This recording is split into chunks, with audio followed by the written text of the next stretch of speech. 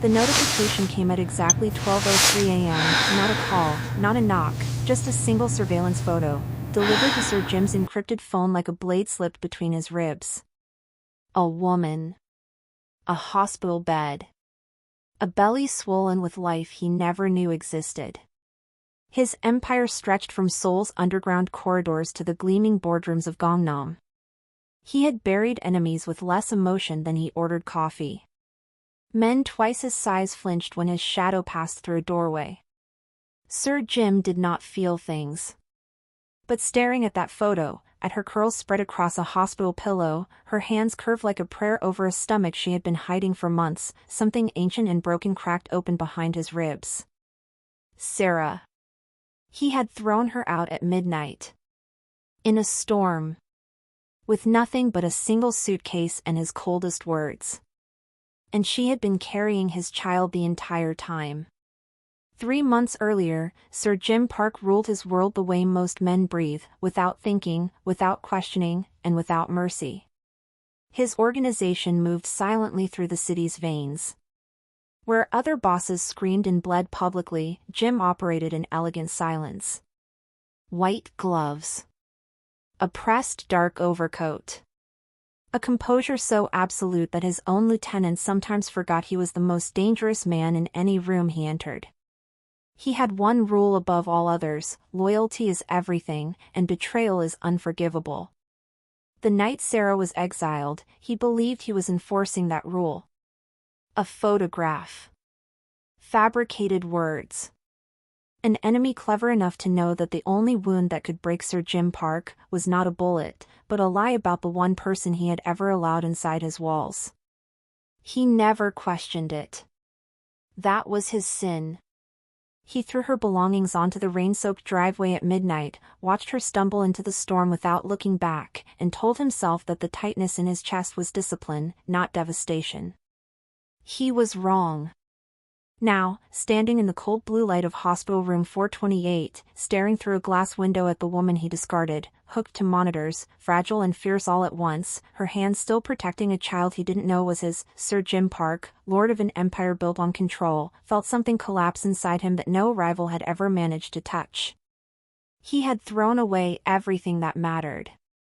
And he had exactly one chance to make it right. If the men now moving through the hospital's lower floors didn't reach her first waving hand before we begin. If you're new here, please like this video and subscribe to our channel. Hit that notification bell so you never miss a chapter. Now let's get into the story. The rain had not stopped since midnight. Sara pulled her thin jacket tighter across her chest, one hand instinctively dropping to the curve of her stomach, still small enough to hide beneath layered clothing, but growing more insistent by the day, as though the life inside her refused to be ignored even when everything else in her world had collapsed.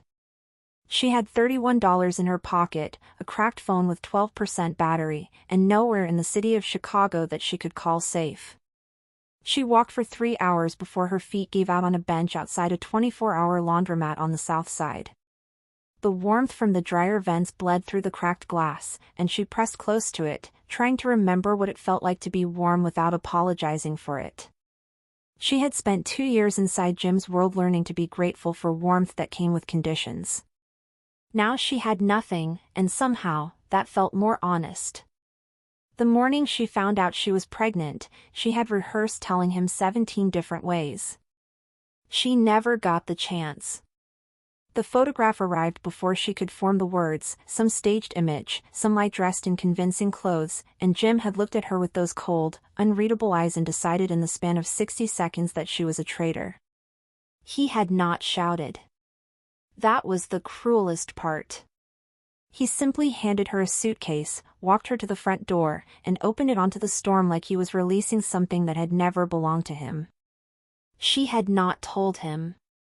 She should have screamed it at him. But the shock of his certainty, his absolute and immovable conviction that she was guilty, had swallowed her voice whole.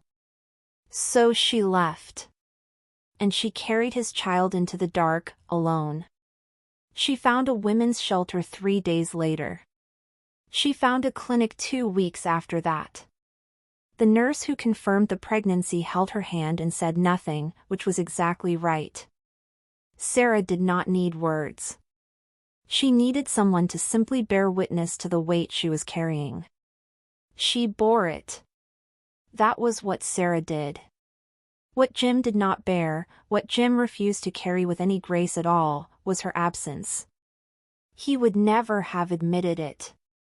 He sat at the head of his organization's weekly briefing 6 days after throwing her out and delivered instructions in the same clipped, precise tone he always used.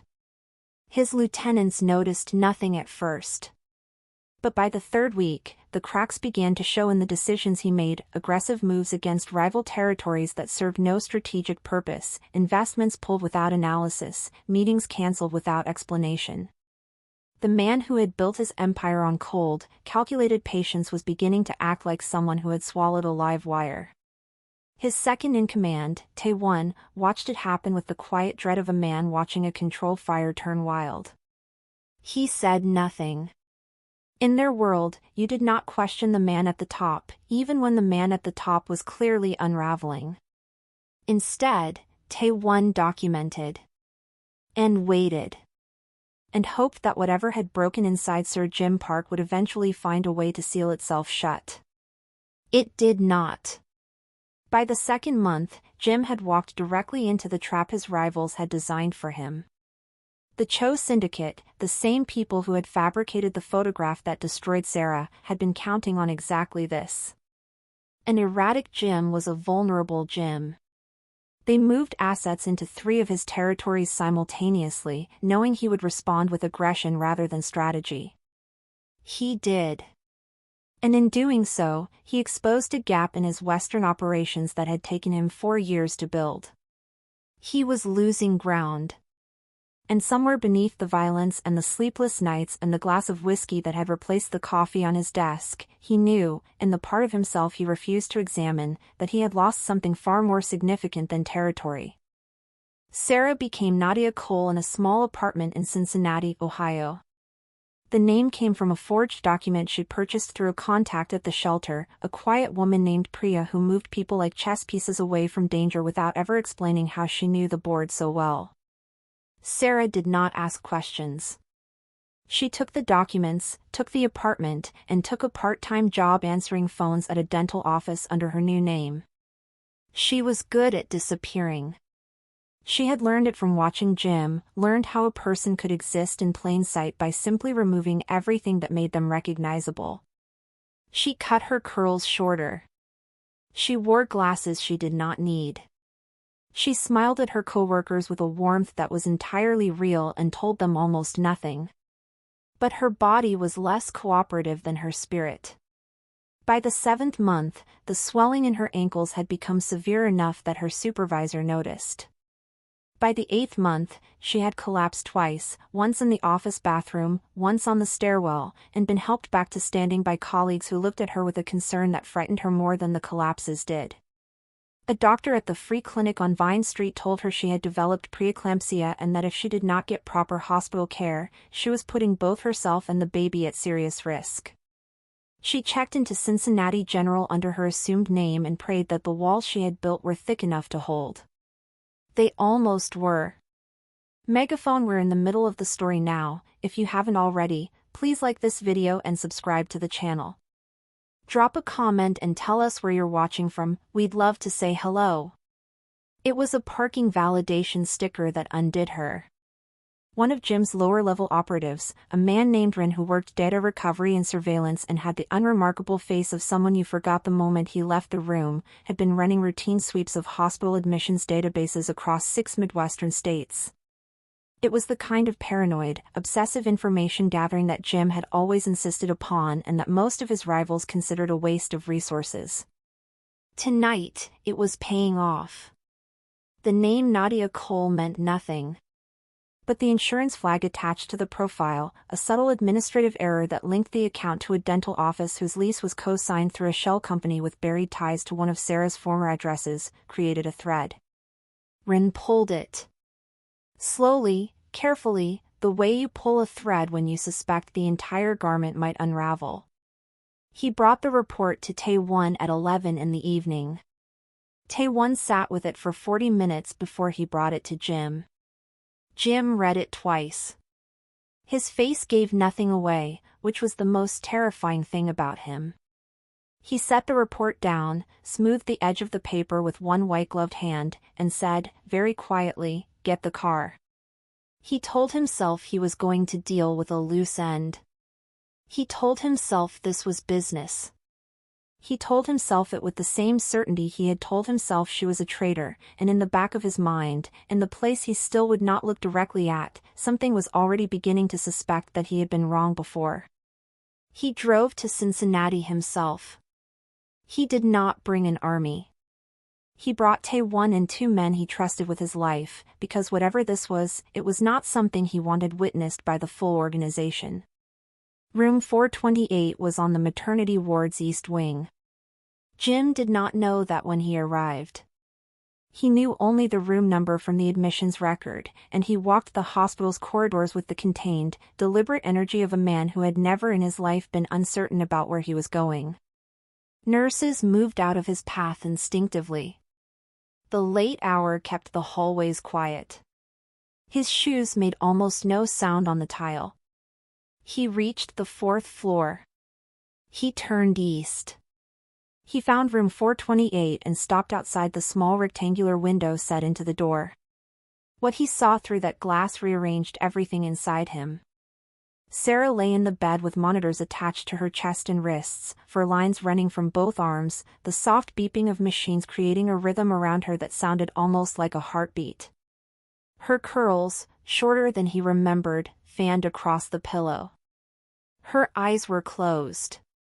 Her hands rested on the enormous curve of her stomach in the protective, unconscious gesture of a woman who had been holding on for a very long time. She was pregnant. Heavily, undeniably, unmistakably pregnant. Jim's hand went to the door frame. Not to open it, just to hold on to something solid while the world finished its rotation. The math was immediate and brutal. The timing was precise. She had been pregnant when he threw her out. She had been pregnant in the rain, on the driveway, carrying a suitcase and his child and his cruelty all at once, and she had said nothing because he had not given her the space to say a single word. "Sir." Tae-won's voice was barely audible behind him. "Sir, she's—" "I know," Jim said. It came out lower than he intended. Rougher. He stood there for a long time. Long enough that one of his men shifted uncomfortably in the hallway. Long enough for the beeping of Sara's monitors to work its way into his chest and settle there like something permanent. The alarm was not subtle. At 2:14 a.m., the steady rhythm of the heart rate monitor attached to the baby spiked and then plummeted, and the room filled with sound and motion as the nursing staff responded with the rehearsed urgency of people who had prepared for exactly this moment. Sara's eyes flew open. The doctor, a calm, masked woman who moved with the quiet authority of someone who had navigated crises before, was through the door within 90 seconds. Jim was told to leave the corridor. He did not leave the corridor. He stood outside room 428 while the team worked, and for the first time in longer than he could remember, Sir Jim Park did not know what to do with his hands. He pulled the white gloves from his fingers. Put them back. Removed them again. Tae-won watched him from a careful distance and said nothing. When the doctor emerged 20 minutes later and looked at him with an expression that combined professional assessment with something that might have been recognition, she had heard the nurses whisper the name, had seen the way this man in the dark overcoat had refused to move from his position. She said, very directly, "Are you the father?" Jim did not hesitate. "Yes." "Then I need you to come with me and I need you to hold yourself together, because she is asking for calm and you are going to provide it." He scrubbed his hands at the sink with the same precision he applied to everything, changed into the gown they handed him, and walked into room 428 for the first time. Sara looked at him from the bed and the expression on her face was the most complex thing he had ever been asked to read, fury and exhaustion and relief and grief all occupying the same space simultaneously. He sat beside her. He did not reach for her hand. He waited. And after a long moment, she placed her hand in his, and he held it with a care that he had never shown anything in his life. The baby arrived at 4:47 a.m., small and furious and entirely perfect. The cry, that first impossible, world-altering cry, hit Jim somewhere beneath his sternum and did not leave. The doctor placed the child in his arms before he had processed what was happening, and he stood in the blue-white light of room 428 holding a person the size of a forearm who smelled like something clean and new, and every structure he had built around himself over 38 years, every wall, every calculation, every carefully maintained coldness, simply stopped functioning. His son.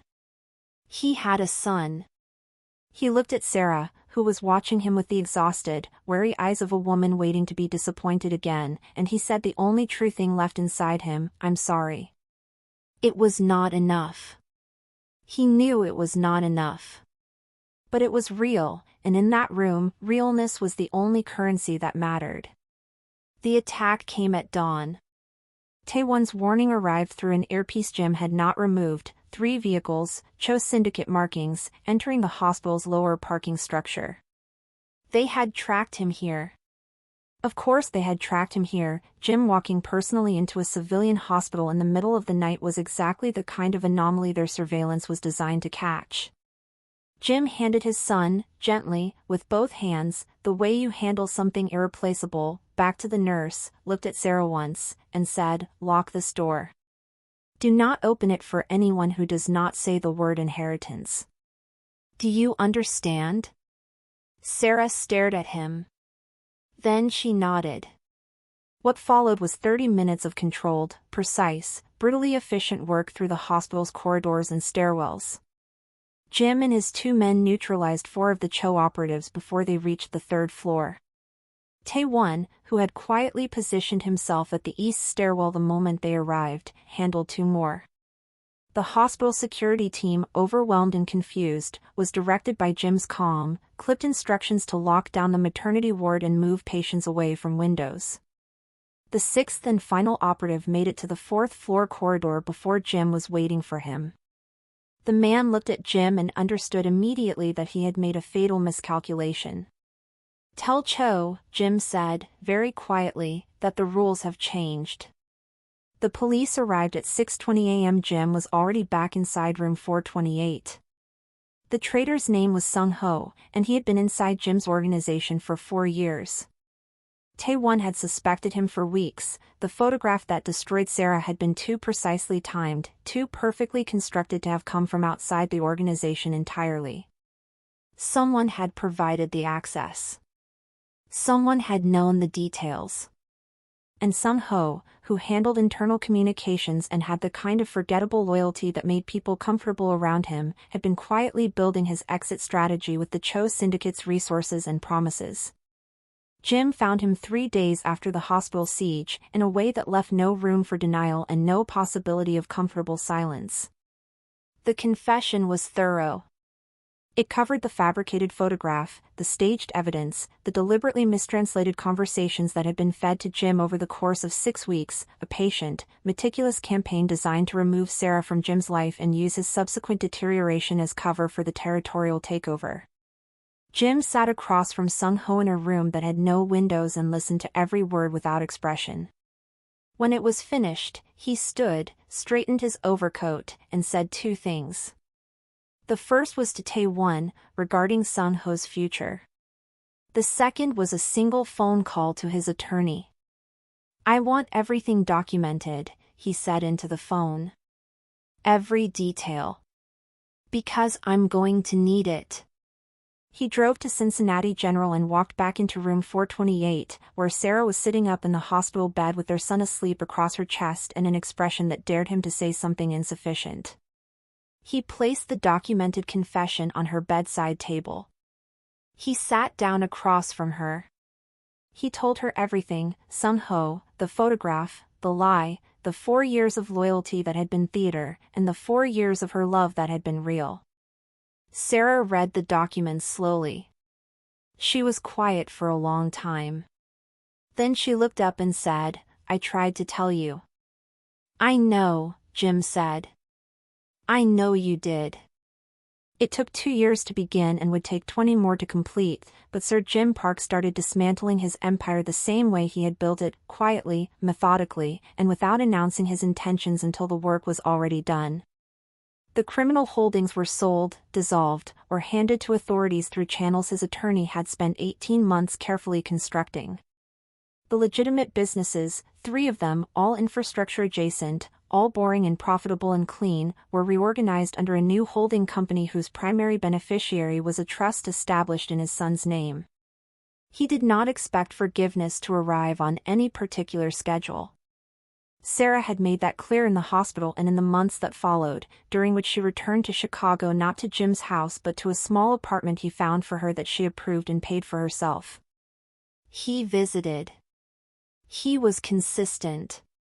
He showed up when he said he would, which was not a small thing for a man who had spent his life treating commitments as variables. Their son was named Jay. He had Sara's curls and Jim's unsettling stillness and a laugh that neither of them could have predicted, wide and unguarded and completely unimpressed by anyone's reputation. One evening, 8 months after the hospital, Sara opened her apartment door before Jim could knock and looked at him for a long, measuring moment. Then she stepped back and let him in without a word, and he understood, in the way that people who have survived serious damage understand things, that this was not forgiveness announced. This was forgiveness begun. He stepped inside. The door closed behind him.